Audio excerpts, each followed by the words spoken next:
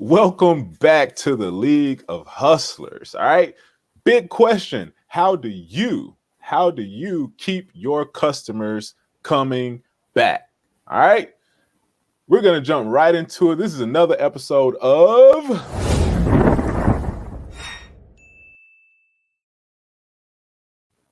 the League of Hustlers. Welcome to the channel, ladies and gentlemen. If you aren't subscribed, go ahead and hit that subscribe button. Every episode, we like to give you tips, strategies, and actions that you can take to move you closer to your goals. This is an episode, or this is a channel for goal getters. Is that you?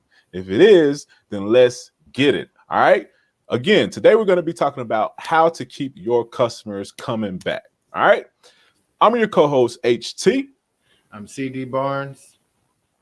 And we're gonna just jump right into it. So how do you keep your customers coming back? This is a really critical question that we need to ask ourselves. How do you keep your customers coming back? It's not enough. It's not enough just to sell one thing to one person one time. Why? You're missing out on so much money. Okay. We want to have customers raving, right? We talked about this last episode. We want to have customers raving about our products, raving about our services.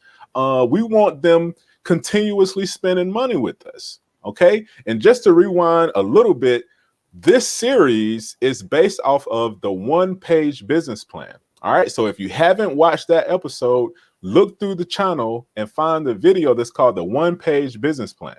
All right. And this is the third video in the series. All right. It's actually a playlist too. So definitely make sure you guys subscribe and check out the playlist. Check out part 1 and part 2. This is part 3. And right now we're talking about your customer pipeline, your customer channels, your customer funnels, your customer relationships. We're talking about customers today, ladies and gentlemen. All right. So just to jumping right into it. Again, this is part 3 of the one-page business plan. And the questions that we need to ask ourselves. All right. First and foremost, let's try to understand what a customer pipeline is. All right. So your customer pipeline is how your company communicates with and reaches your customer segments to deliver your value proposition. That's from part 1. Again, if you haven't seen part 1, go back and watch that first, right? Your value proposition is very important. That's where, you're setting the tone and you're letting everyone know what you're promising to deliver through your company. All right. So with that being said, for your customer pipeline, this is where you define how you communicate with and reach your customers to do what? To deliver on that value proposition. Okay.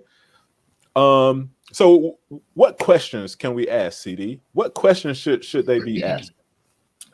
This is a very important thing to actually nail, guys. You already know if you don't have customers, you don't have a business. If you don't have customers, your side hustle is never going to take off. All right. So your customer pipeline is very important. Here are just a couple questions to ask yourself that'll help you, build your own pipeline. Number 1, how will your customers find you? Okay. This needs to be, you need to lay this out. It needs to be very clear. And your customers can come, and they will come. They should come from multiple sources. All right. I like to look at a pipeline kind of like a portfolio of streams. So let's say if you get, you have 100%, let's say you get 50% of your customers comes from one bucket. That could be referrals. Let's say another 10% comes from social media.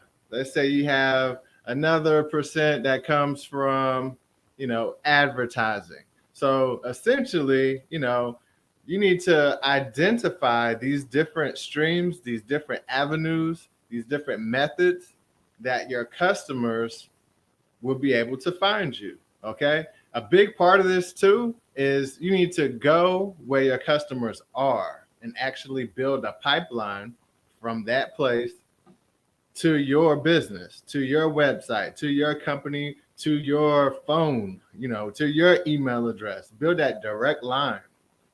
Um, so, how will your customers find you? All right, lay that out. Be as clear as possible. The more detailed, the better. The next question you can ask yourself in regards to the pipeline is, how will you communicate with your customers?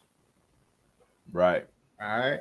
So same thing. Where are your customers currently? Are they on Facebook? Are you able to create a group? Are you able to reach them on Facebook? Are you able to get to that messenger and message them? Or is your audience on Pinterest? Is your audience, they may not be on social media. Maybe your audience is, you know, driving down a highway and they're all on a very specific highway, and you need to get your message to them by using a billboard on that particular highway. And how are you going to communicate with them after the fact? Even, you have to go further than that. That's like the initial communication. But after the fact, how are you going to keep the lines of communication open? One of the more common ways is, email. A lot of times you sign up for a service or buy a product, they get your email address, and then they email you consistently, hey, we're having a sale. Hey, we have, back to school or discounts or whatever the case may be. And this all works in tandem, because as you can see, in order to like retain your customers and keep them coming back, what you're doing is building essentially a relationship. And it's up to you to kind of nurture that relationship. And it's up to you to make sure that you're selecting the best method to communicate with your customers. Some people may prefer, some audiences may prefer text. Some audiences may prefer, you know, direct messaging. Some audiences may prefer email. So it's up to you to kind of know your target audience best and select those methods which are going to work best for you to communicate with them. Yeah, man. And these two, the customer pipeline and customer relations and relationships, go hand in hand. All right. Right. On the business model canvas. Also, it's a link in the description where you can download a free template. Okay. Go to shop.leagueofhustlers.com. The link is in the description. And you'll see the actual template that you can download to use. But on that template, you'll see the customer pipeline and customer relations or relationships are two separate sections, but they go hand in hand. And really, the whole one-page business plan goes hand in hand, but these two sections are really interchangeable. And I wouldn't even say interchangeable, but they're directly related, right? And that leads us into the customer relations, right? So with customer relations, you're looking at the types of relationships your company establishes with specific customer segments. Okay. So think about, what type of relationship are you establishing? Is it just an exchange where you give them a product and they give you money? Or is it a situation where, you come in or the customer comes in and they sit down and you consult with them and you go back and forth. Maybe you do Zoom meetings, maybe you do, follow-up meetings and whatnot. But think about the type of relationship that you have to establish with your customers. Okay. Think about, for your business, for your hustle, what type of relationship do you need to establish with your customers? What does that look like? Okay. Some questions that you can ask is, number one, what level of service is expected, right? Also, how often is that level of service expected? Okay. So again, with the customer relations and relationship, what does that look like? All right, think about, and we'll get into the examples, but for the sake of this point, just think about what that looks like. Okay, let's take an example. No, we'll do the examples later. But think about what level of service is expected, and then how often. For a higher ticket item, the service looks different. right? If you are a retail establishment, the service looks different. Okay. If you're an online business, the service looks different than a brick and mortar business. Okay. If it's a retail brick and mortar, a customer walks in, you need to be greeted. You need to be greeting those customers when they walk in. I've literally walked into stores, all right, didn't hear anything from any other customer service Right. representatives, and just because of that sole reason, decided to walk out. Like literally, I walk in the store. I know, like I'm looking for something in particular, but the fact of the matter that I walked in the store and I didn't get addressed by anyone, you know, I walk out, right? Especially when they see you, they look at you, and just let you walk in. This literally happened to us a couple weeks ago. Literally walked in, didn't get any love from the clerk, the customer service representatives, or the workers or whatever, and we kindly and graciously turned right back around and walked out. We looked around a little bit and said, you know what? No. If I'm just going to spend my money, I expect a certain level of relations, right, with the business. And it's just that simple, right? And it wasn't that I needed a red carpet rolled out or anything like that, but a simple, hey, how are you? How may I help you today? Would have Right. sufficed, right? And just because of that sole reason, I turned around and walked out, right? That's what's expected at a retail type of location. You walk in, if you're the only customer walking in and there's a customer service representative there, your people should know that they need to greet every customer that walks in the door, especially if it's the only one that walks in, right? And like I said, because of that, we turn around and walk right back out of there. Let's see, another situation. Let's say it's an online business and I'm buying something online. One thing that I hate, right, is the little chat windows that keep popping up, and they're like, "Hey, have you thought about this? Hey, how can we help you today? Hey, da da da da da. Hey, hey, hey." I hate those little chat windows that pop up, right? And I guess you can say that's kind of the same as walking into a retail location, but not every time I change page. Like while I'm searching through the site, it's changing. The page is changing, and a little chat, automated chat window is popping up. And maybe it's because I know that it's automated that I'm like, it kind of gets on your nerves. But there are certain levels. The key to this is just to understand that there are certain levels of expectations that customers think they should have when they interact with your business. So be mindful of that. Ask your customers questions, right? Listen to the feedback. And just take note of that. Okay. Another question to ask is, how do you keep your customers happy? Okay. How do you keep your customers happy? How do you even know that they're happy? Look at the comments that they're leaving for you. Look at the reviews that they're leaving for you. Listen to them, ask them, talk to them, right? Definitely like Google reviews, Facebook reviews. If you read between the lines, you'll hear people continuously saying what they liked about your location, what they like about your business, right? And so kind of read between the lines and try to establish this baseline relationship, right? That you or your employees need to establish with your customers, okay? And one last important question that you need to ask is super duper important is, how much does it cost? How much does it cost to maintain that relationship with a customer? Okay. Let's see. A good example is like a car dealership, right? If I know people that have car dealerships, right?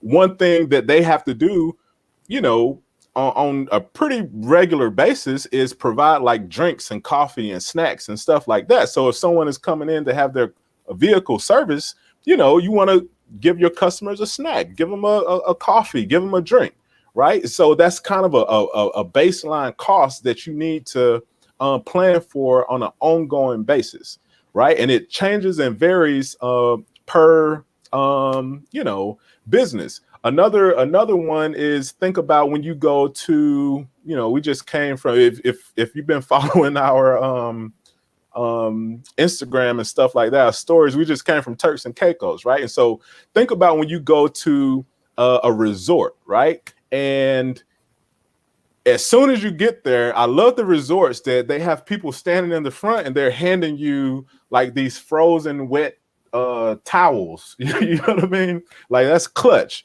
right? You're is muggy and hot outside. You're getting off of a van coming from the airport, kind of stressed out from dealing with all the hustle and bustle. But boom, as soon as you get out the van, there's someone standing right there smiling, handing you a frozen, wet rag, right? That you can put on your neck, wipe the sweat off or whatever. That is so clutch, right? So that's another baseline type of thing, but that has a cost, right? You have to wash those rags. You have to pay the employees that are standing there just handing out rags when a van comes in, right? So think about those ongoing costs that is required to maintain a certain level of customer relations. Okay. Anything you want to add to that? I need to queue up the web Yeah. page examples. Yeah, real quick, while you're pulling up the examples, man, I look at it like dating. All right. And the thing about this is with your customers, based on the type of business you have, of course, this is a relationship where it's ideal for you to have as many of them as possible, but you need to be able to maintain them all very well. They need to be great, actually. Um, just like H just described, we've all been places where you felt like the customer service was horrible and you're never going back. And then you've been places where the customer service was excellent and you go there every week or once a month or whatever it is. However, the point is set the expectation, at a level, number one, that's sustainable, something that you can continuously deliver. For example, Chick-fil-A. I go to Chick-fil-A, I order, everything is perfect. The customer relation is wonderful most of the time. And at the end, thank you, my pleasure. All right. When I go there, every now and then, once a blue moon, I say thank you, and they don't say my pleasure. You know what I mean? And then I feel slighted. You know what I mean? Like, Right. even though the service was really excellent and the food and everything was excellent, I just noticed, you know what I mean? Like, oh, they didn't say my pleasure this time. You know what I mean? Where's your manager? Not really. I'll say it again, and I'll keep saying it. Thank you, and just sit there and Right. wait. Right. Thank you, thanks. I really appreciate it. Excuse me. Right. So, make sure it's something that you can consistently deliver. Once again, it's kind of like dating. You want to put your best foot forward, but it needs to be sustainable. You know what I mean? You do want to roll out as much red carpet as you can afford to. You want to put your best foot forward when dealing with your customers. Open the doors. Hello, how are you? You on that first date, you may show up with a flower. You paying for the meal or however the situation goes. But either way, you're trying to impress. And that's how it should be the entire time if you want to maintain your customers. If not, you better believe there's someone else in your same space that would love to take your customers. And they may be 100%. doing some of those things in order to get them because it's a really thin line when you're talking about customer loyalty. Very And thin line between love and hate with customer loyalty. All right. You can dude, have and think about it. I'm in to interrupt your train of thought, but that's to your point with Chick-fil-A. Like that was one of the downsides of like McDonald's and the traditional fast food experience. And for some reason, we don't consider Chick-fil-A fast food. Like, right. think about it. You probably don't consider Chick-fil-A fast food, but it is. But part of that is that they came through with a high level of customer service. Mm-hmm. What they were sitting there waiting on taking McDonald's and Burger King's customers, right? Right. Yeah. You go to Chick-fil-A, it's very likely that they're not understaffed. If anything, they're overstaffed.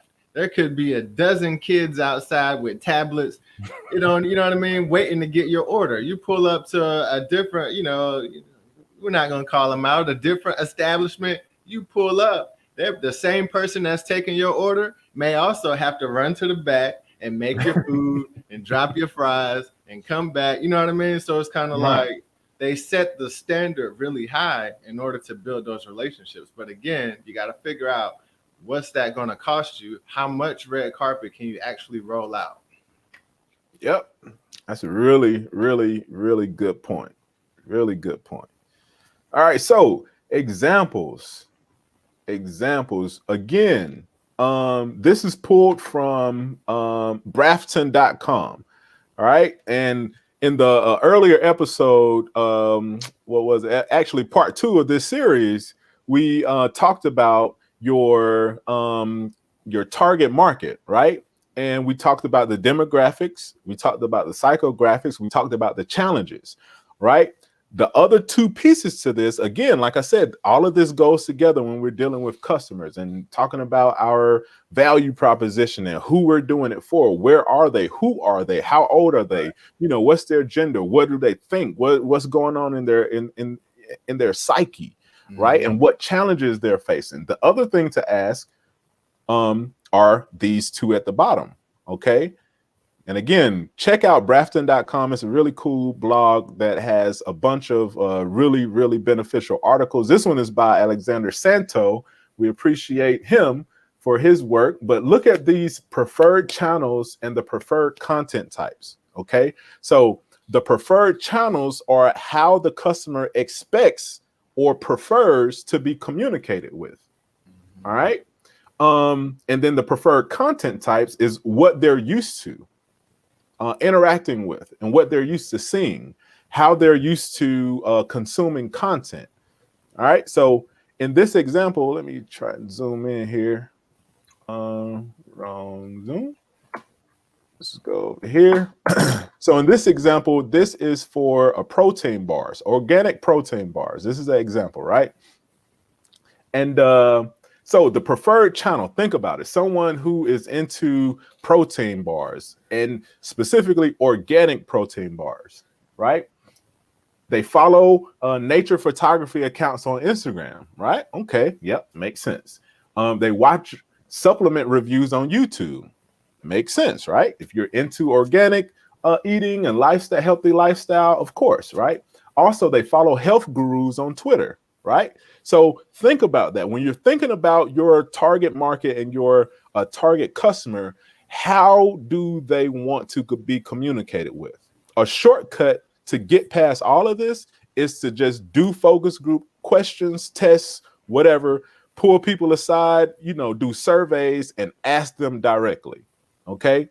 Otherwise, you'll kind of be shooting in the dark. You can try to make educated guesses and whatnot, but for the most part, you'll be shooting in the dark. But again, a quick hack to get past all of it is to put in some sweat equity. Get out here in these streets, get on Facebook, get on Instagram, and just start asking people questions, right? Ask them what's, their preferred channels to be communicated with. So again, look at these preferred channels, and we'll do another example. Next is the preferred content types. Same thing. You want to ask your customers directly, where are you consuming content? What type of content do you like to consume? What moves you, right? And then just take note of the market. Take note of what posts are getting high levels of engagement. Okay, so in this example, of course, social media posts, right? Videos, event marketing. Okay, event marketing, I would say for this would probably be really, really beneficial because you can actually do taste tests, right? Anytime, a big event is going on, sign up to be a vendor, right?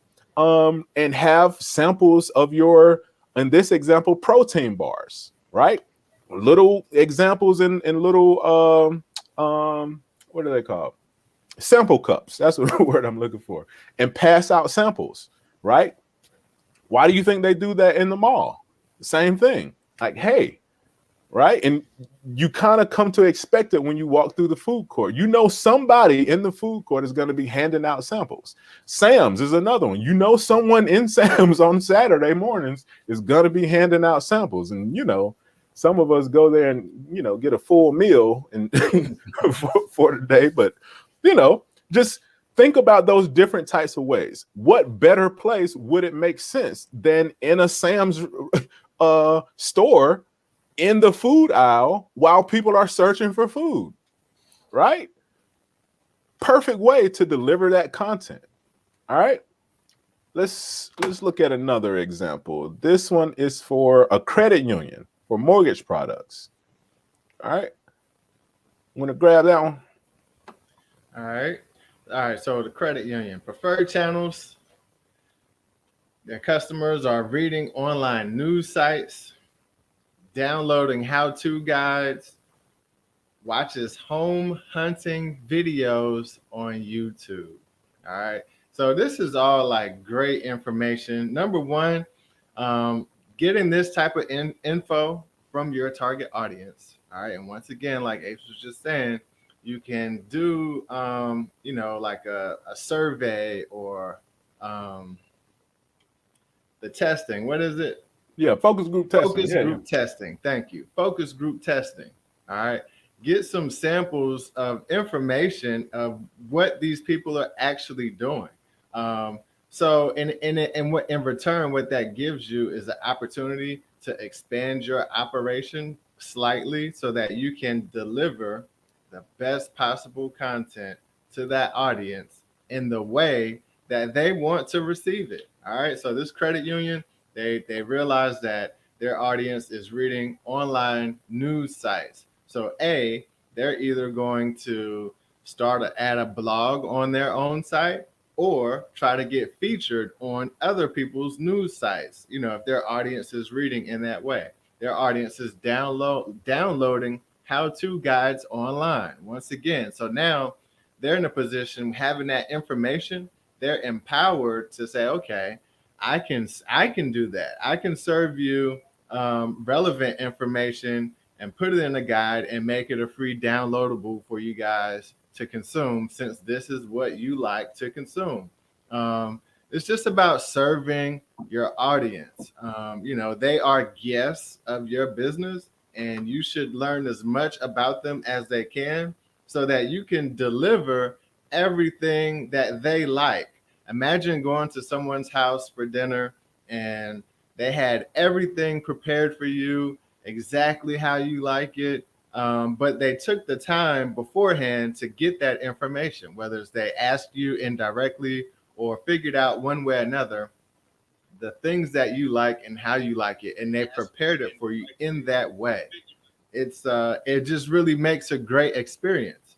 And the last one, the audiences, they watch home hunting videos on YouTube, which is just kind of an extra tidbit of information. But this is a credit union, so maybe this group is also going to be looking for home loans and things like that. So another thing they could do is provide information on a checklist of how to get approved, for home loans, and making sure you have the things you're going to need, the prerequisites, or things to look out for when home hunting, things like that. It just equips you, it empowers you with more information so that you can actually engage with your audience best as possible. Preferred content types, articles, ebooks, and videos. And we can actually see that from the preferred channels, the news sites, articles, downloading how-to guides, ebooks, and watching YouTube videos. All right. So once again, a lot of this stuff correlates and it goes together, but use it, to your advantage so that you can package your content in a particular way that serves your audience best. Yep. And one last one, just to piggyback off of that, also with that in mind, how much does it cost? Right. That's the other key to this. Factor in, don't forget about that. This is an additional expense. Okay. Some of these things cost, they might cost time and they might cost money. Even if it costs time. Yep. Right. Do not forget about the cost, and you need to factor that into your marketing budget. All right. It's very important. Very important.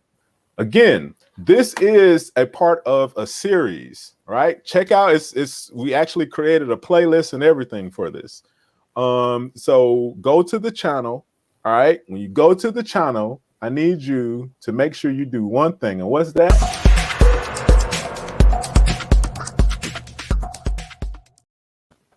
Yes, sir. Make sure you subscribe. All right. And make sure that you share the video. All right. And more importantly, make sure you take action. All right. You know, this is a labor of love. We just hit 300, over 300 subscribers. So we're hype about that. But if you didn't know, we don't get paid off of YouTube until you hit a certain number of subscribers. All right. So a lot of this content that we're putting out here is solely for you guys. It's not for us. We know this stuff, right? We're just trying to share it and break it down in a way that's relatable and cohesive in one location, right? So if you found something in here in this episode that helped you, if you know someone that could benefit from these episodes, share it, subscribe, like it. Okay, this is how we beat the YouTube algorithm, right? And it's not that we're trying to beat it; it's more this is how you play. All right, this is a game, right? And again, understand that this is a labor of love. We're doing this for the League of Hustlers, and again, it's not about you. It's not about me. It's not about CD. It's not about HC. It's about us. It's the league. We wouldn't be anything without you. All right. So with that being said, we're signing off.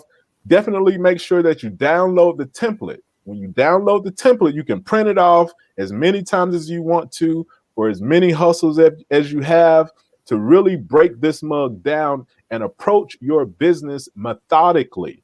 Don't just go in blindly throwing stuff together and just doing stuff randomly. Go in with a plan. And this one-page business plan will get you up and running quick.